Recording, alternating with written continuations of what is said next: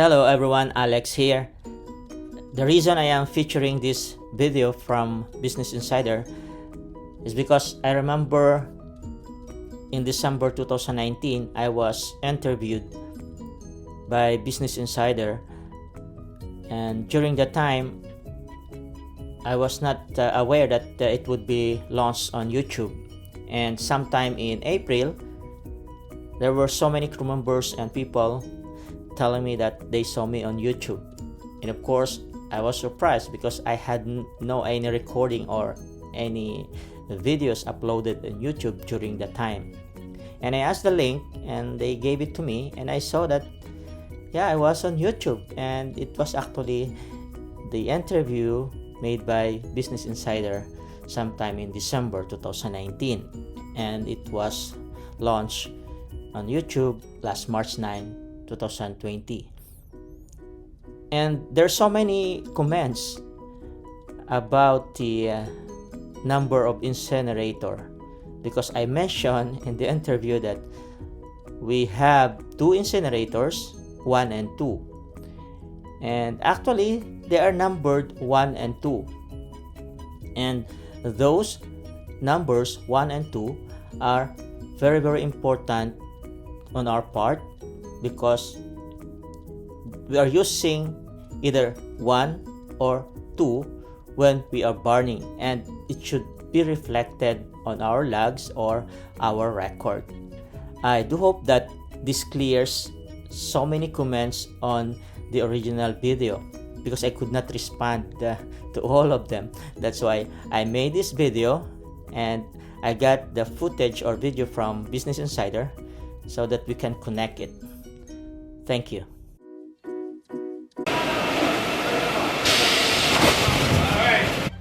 This cruise ship is basically a floating city, and just like in a normal city, all its residents produce a lot of trash. But there aren't any garbage trucks here to scoop it up and take it away. We're at sea, obviously. And since waste can't, and shouldn't, just be dumped in the ocean, well, what do cruise ships do with all of it? This is something the industry's been dealing with for years.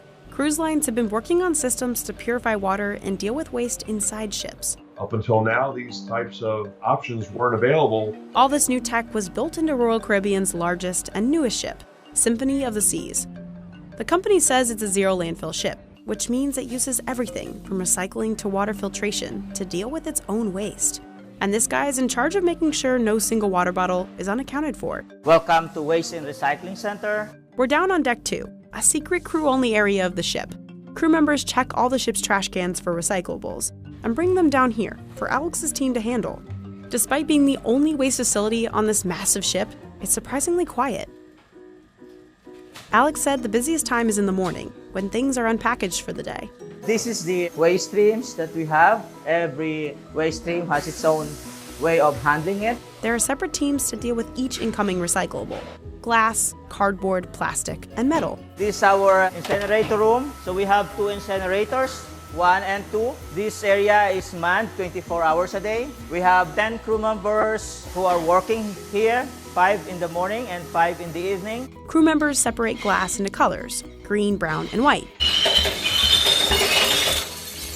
So this is the byproduct of it after we crush it. They can process upwards of 13,000 pounds of glass for a week-long cruise. All the small glass pieces are stored in bins until the ship docks. Plastic goes through this massive compactor. Even though the ship's gotten rid of plastic straws, it still relies on bottled water, because for health and safety reasons, no cruise ship is allowed to have water fountains. So every week, they crush about 528 gallons of water bottles. We are compacting the cardboard over there. Throughout the day, cardboard is stacked up in this machine, called a baler. Once it's full, it's all compressed into bundles. And used aluminum cans, well, they're sent through this baler. The machine squeezes them down into big cubes, which are then stored in a fridge just off the waste room. This area is actually for the items that can produce smell, the garbage. And that smell could get pretty bad. The waste is stored for up to 7 days at a time, until the ship docks back in Miami, where all the plastic, aluminum, paper, and glass go to recycling partner facilities. In 2018, Royal Caribbean recycled 43.7 million pounds of waste. And any rebates earned from these recycling programs go back to the Employee Retirement Fund.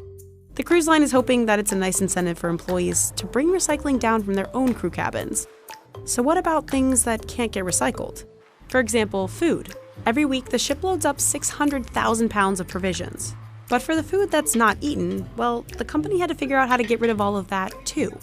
Each one of the ship's restaurants and 36 kitchens has its own suction drain. Chefs and waiters keep food scraps in separate buckets. Then, once they've gotten enough, they place it all in this special drain. All the food waste ends up in one big pipe that runs through the entire ship. And that pipe leads to what's known as the hydroprocessor. Those pipes over there, so these were the food waste is passing through. This is being processed through here. This machine has a bunch of tiny layers of mesh to break down the food. It's being stored in our tank. We have 2 tanks of comminuted food waste. And the final step, incineration.